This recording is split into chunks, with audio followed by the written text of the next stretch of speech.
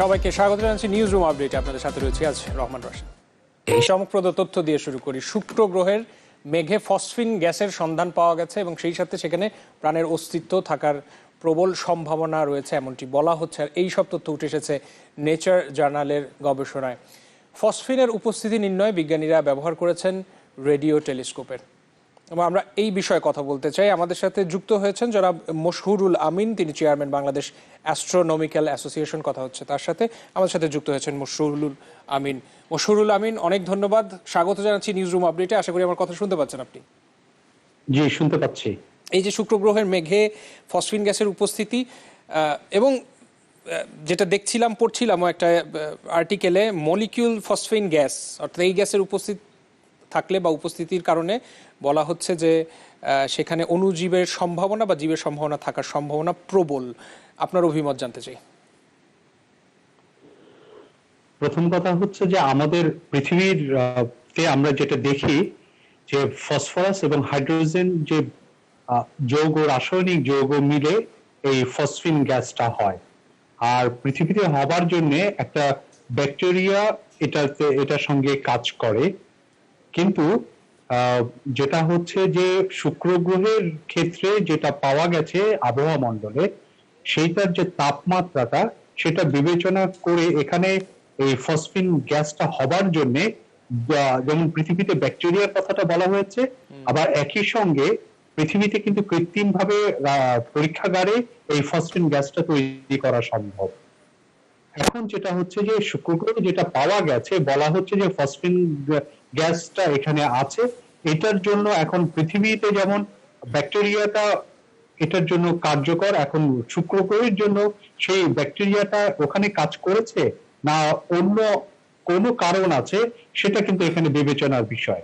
কিন্তু আমরা যেহেতু পছন্দ করি যে আমাদের পৃথিবীর বাইরে যে কোনো লাইফ ফর্ম, সেটা ব্যাকটেরিয়া হতে পারে, অণুজীব হতে পারে, যে কোনো কিছু হতে পারে, সেটার সম্ভাবনাটাকে আমরা অনেক বেশি আগ্রহ এবং মনোযোগ আকর্ষণ করে এই বিষয়টা, যেটা শুক্র গ্রহের এই গ্যাসের ক্ষেত্রে যেটা হয়েছে।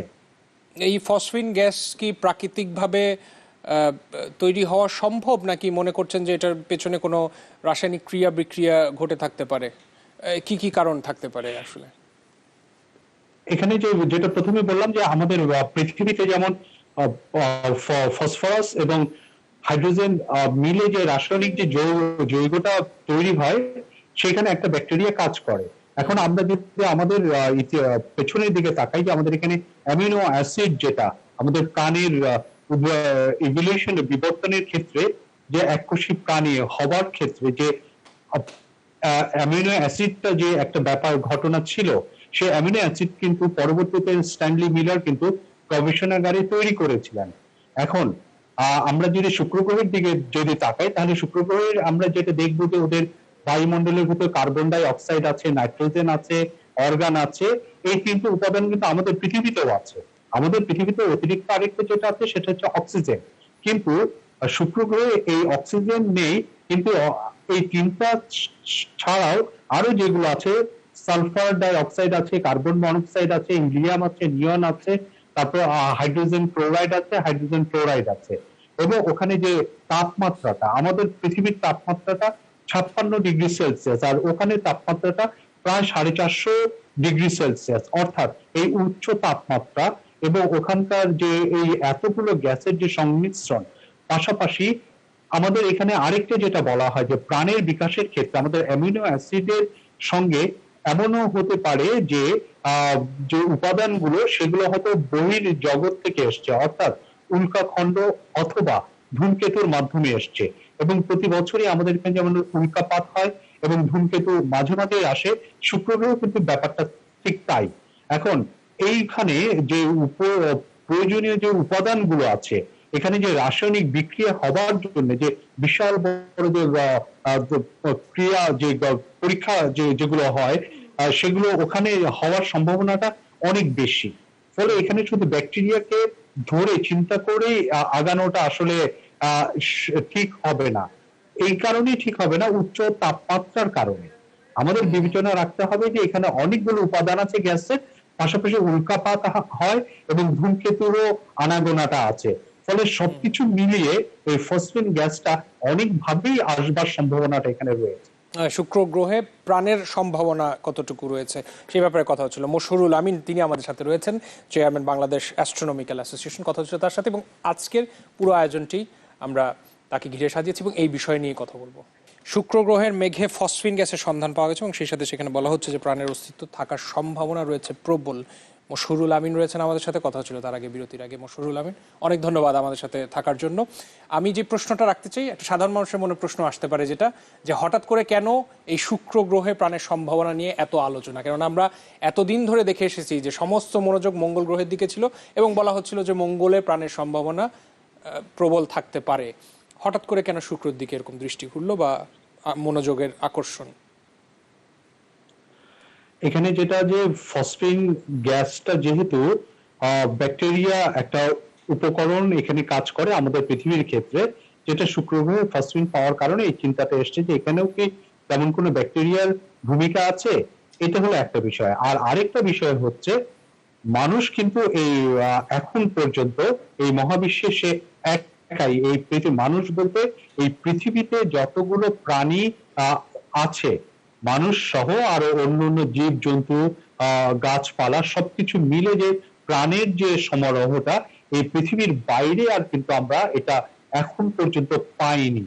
এই যে না পারার কারণে এক ধরনের নিঃসঙ্গতা, যে আমরা কি এই পৃথিবীতে শুধু আমরাই আছি, এই বিশ্ব ব্রহ্মাণ্ডে কি আর আর কোনো প্রাণের কি লক্ষণ কি নেই, এই চিন্তাটা কিন্তু বিজ্ঞানীদের অনেক আগের থেকে। এই জায়গাটার থেকেই কিন্তু মঙ্গল গ্রহে যেমন সেই একটা উল্কাপিণ্ড যখন আসলো অ্যান্টার্কটিকাতে পাওয়া গেল, তাও অনেক আগে, সেই উল্কা পিণ্ডের ভিতরে পানির একটা অস্তিত্ব থাকবার জন্য সামান্যতম একটা উপাদান সেখানে ছিল। সেটা নিয়ে কিন্তু বিজ্ঞানীরা অনেক বেশি মনোযোগী হয়ে পড়েছিল। বিজ্ঞানী বলতে এখানে আসলে যে বলবো যে বিজ্ঞান সংবাদ যারা তৈরি করেন বা প্রচার করেন তাদের মনোযোগের জায়গাটা অনেক বেশি, কারণ সাধারণ মানুষ আসলে এই বিষয়গুলো বেশি বেশি জানতে চায় এবং যার কারণে আজকে শুক্র গ্রহের বিষয়টাও ঠিক সেই একই ফোকাসে, যে একটা ফসফিন গ্যাসের কারণে। এখন ওখানে যদি একটা ব্যাকটেরিয়াই থাকে, সেই ব্যাকটেরিয়াটা কতটা আমরা তার জন্য কতটা মনোযোগী, তার চাইতে কিন্তু আমরা যেটা বলবো যে আমাদের সমুদ্র পৃষ্ঠ নিচে আমরা মাত্র 6% আমরা জানতে পেরেছি যে এর নিচে কতটা লাইফ ফর্ম আছে। সেই সমতলে, সাগরের সমতলে যে কি পরিমাণ আছে সেটাও কিন্তু এখন পর্যন্ত আমরা কিন্তু তাদের সাথে যোগাযোগ করা, তাদের বিষয়গুলো জানা, বুঝতে পারা, কিন্তু তারপরেও আমাদের গ্রহের বাইরে কোনো কিছু পাবো কি পাবো না, এইটা কিন্তু একটা সত্যিকার অর্থে একটা মনোযোগ সবারই আছে, কম বেশি সবারই আছে। মঙ্গল গ্রহের ক্ষেত্রে যখন বলা হয়েছে এর আগে বিভিন্ন বৈশিষ্ট্য পর্যবেক্ষণ পরিলক্ষণ করে নিশ্চয়ই সিদ্ধান্তে আসা হয়েছে যে সেখানে প্রাণের সম্ভাবনা থাকতে পারে। শুক্রর ক্ষেত্রে এখন পর্যন্ত যা বলা হচ্ছে যে ফসফিন গ্যাসের অস্তিত্ব পাওয়া গেছে এবং সেখানে সম্ভাবনা রয়েছে, কিছুটা সাদৃশ্য কি দেখতে পান বা কতটুকু সাদৃশ্য রয়েছে এখন পর্যন্ত পর্যবেক্ষণে? না, এখানে শুক্র গ্রহের ক্ষেত্রে সাদৃশ্য দেখবার কোনো কারণই নেই, এই কারণে যে তার তাপমাত্রা 450 ডিগ্রি সেলসিয়াসের ওপরে, অর্থাৎ সীসা যে গলানো হয় সেই তরল সীসা সেখানে তরল হয়ে যাবে, সেইখানে কোনো লাইফ ফর্ম। তবে আরেকটা বিষয় যেটা বিজ্ঞানীরা এখানে বলছেন সেটা হচ্ছে আমাদের পৃথিবীর প্রাণীরা হচ্ছে আমরা কার্বন বেস। এখন শুক্র গ্রহে যদি সেটা ফসফরাস বেস হয় তাহলে সেটার ফরম্যাটটা কেমন হবে, এটা আসলে পুরোটাই একটা প্রকল্প বা একটা হাইপোথিসিস বলতে পারি আমরা, যে একটা চিন্তা। কিন্তু এখানে আসলে সত্যিকার অর্থে 450 ডিগ্রি সেলসিয়াস তাপমাত্রাতে কোনো কিছু সার্ভাইভ করা, এটা আসলে রাসায়নিক বিক্রিয়া ছাড়া আর কোনো কিছু এখানে সম্ভব না। তো পৃথিবীর বাইরে প্রাণের অস্তিত্ব রয়েছে কিনা এটা আসলে কোন পদ্ধতিতে নির্ণয় করে বিজ্ঞানীরা, একটু জানতে চাইবো। জানার আগে একটা বিরতির সময় আছে, নিয়ে আসছি, কথা হবে। মশহুরুল আমিনের সাথে কথা হচ্ছিল এবং আপনারা নিউজ রুম আপডেট দেখছেন। সময় হচ্ছে আরেকটা বিরতির, সাথেই থাকুন, একটু পর ফিরছি আমরা।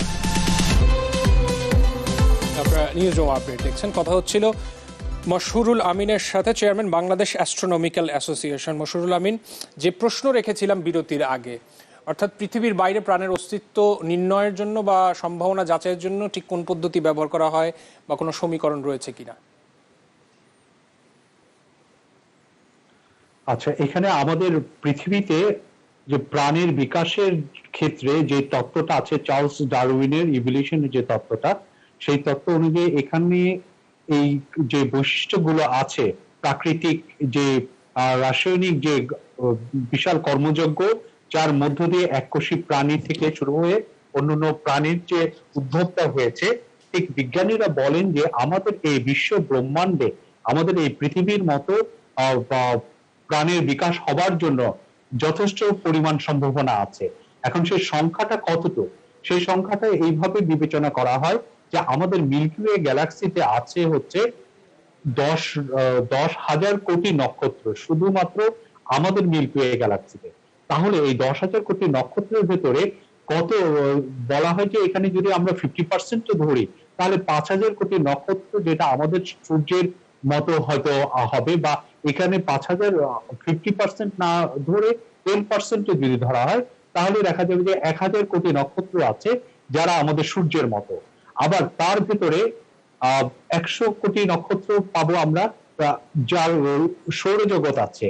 এইভাবে হিসাব করে যে এই সৌরজগৎ আছে, আবার সৌরজগতের ভিতরে আমাদের পৃথিবী যেমন একটা আবহাওয়া মণ্ডলের দিক থেকে, তাপমাত্রার দিক থেকে সহনীয় একটা পর্যায়ে আছে, এমন গ্রহের সংখ্যা কতটুকু, এইভাবে হিসাব করে যেটা যে গ্যালাক্সি গুলোতেই প্রচুর পরিমাণে সেই প্রাণীর সম্ভাবনাটা অবশ্যই রয়েছে, যেটাকে গ্রেট ইকুয়েশন হিসেবে বলা হয়।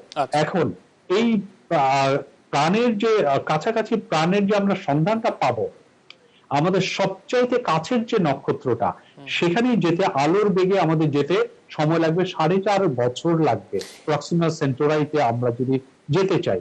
অর্থাৎ সেই দূরত্বটা আমরা কিন্তু অতিক্রম এখনো করতে পারছি না। এই যে প্রাণের অস্তিত্ব নির্ণয়ের জন্য বা এই যে খুঁজে চলা, নিরলস ভাবে চেষ্টা করে যাচ্ছে মানব জাতি, যে প্রচেষ্টা চালিয়ে যাচ্ছে, কত দূরে গিয়েছে?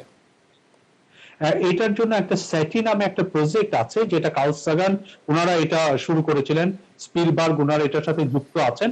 সেটা হচ্ছে যে সার্চ ফর এক্সট্রাটেরিস্ট্রিয়াল ইন্টেলিজেন্স।